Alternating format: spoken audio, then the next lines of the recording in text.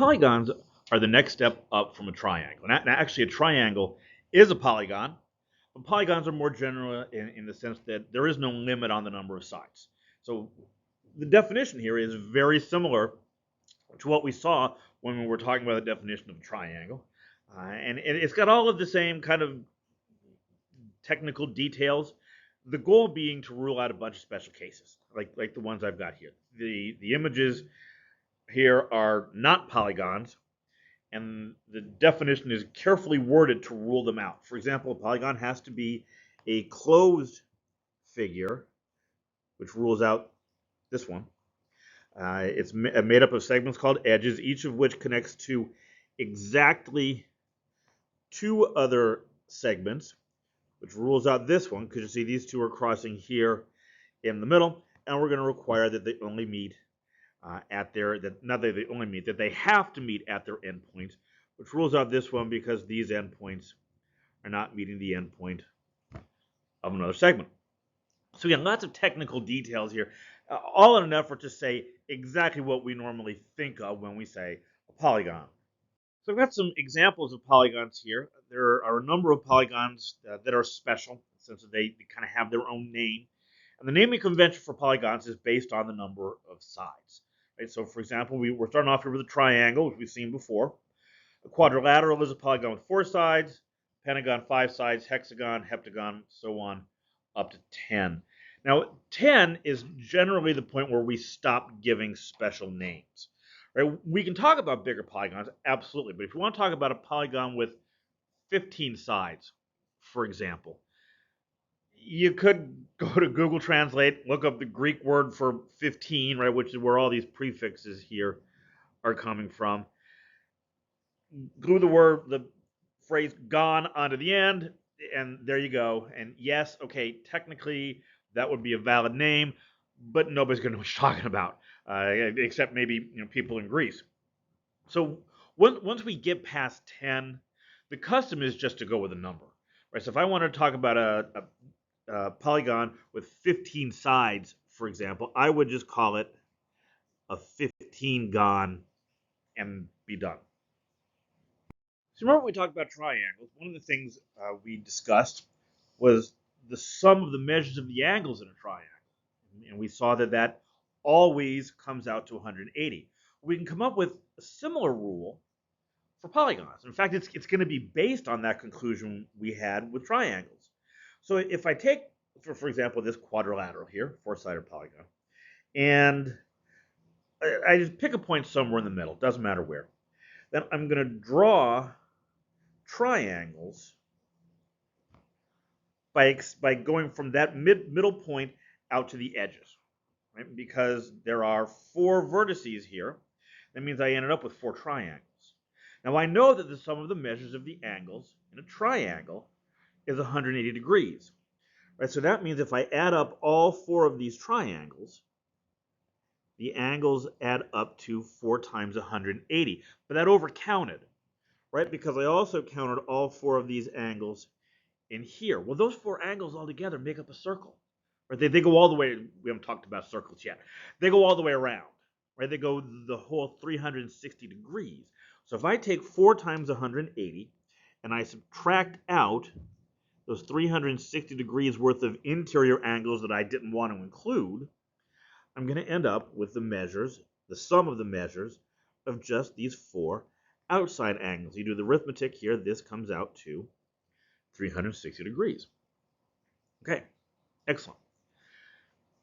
It'd be nice if we had a formula, right? And instead of having to kind of walk through this internal splitting it into triangles argument every time we're looking at a polygon. So, and we can do that, right? Here's how I'm going to do it. Let's say we have a polygon with n sides, right? If it has n sides, that means it has n corners, n vertices. So when I go to split it up this way, I'm going to end up with n triangles. So the sum of the measures of the angles of those triangles will be 180 times n. And now it doesn't matter how many of these triangles I draw, if you look at that interior point, it always forms that complete 360 degree circle. So I'm going to subtract 360 degrees no matter what. Right now, this is a lot of big numbers to remember. What we usually do at this point is I'm going to factor out 180. And if I do that, this becomes 180 times n minus 2, and that's my formula. This is the sum of the measures of the angles in a polygon.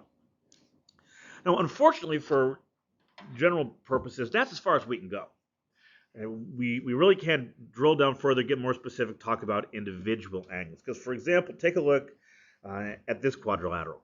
You know, in the first one, there appears to be some regularity. There's some supplementary relationships there, but that's just because I drew a nice quadrilateral, right? This one here, all I did was kind of distort this point by pulling it out, and now, yeah, the angles are all very different, right? So in general, we can't go any further than saying what the sum of the measures is. So before we move on and look at a special case where we actually can talk more specifically about the individual angles, let's just do a quick example here, right? I want to know what the sum of the measures of the angles, excuse me, in a regular hexagon is. Well, a hexagon has 6 sides.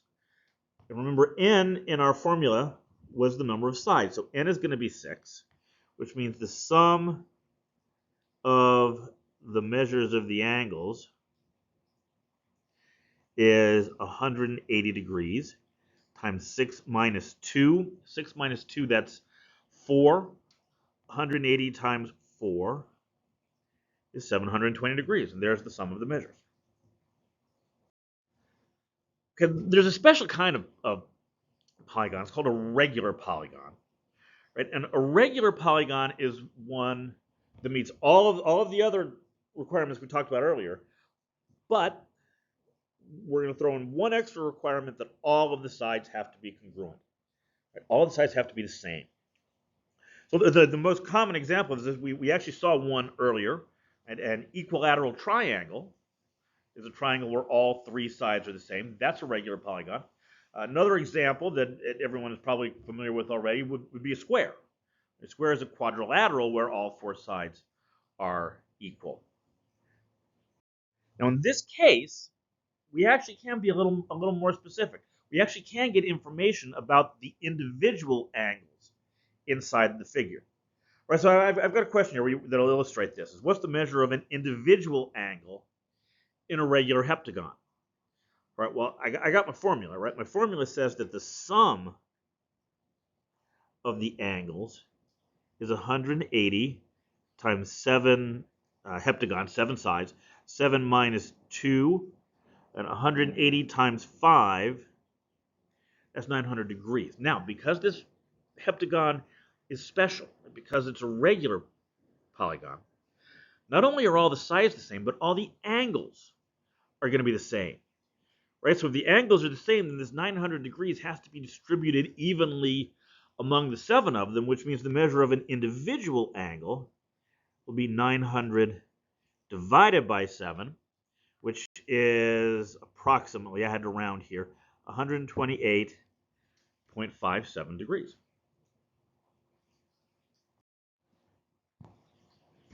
So now hopefully you've got a general idea of what we're talking about by a polygon. In the next lecture, we're going to take a look at quadrilaterals in a little more depth. Quadrilaterals are something that comes up often enough in practical situations. There are a number of different kinds of them, some of them with some interesting special properties.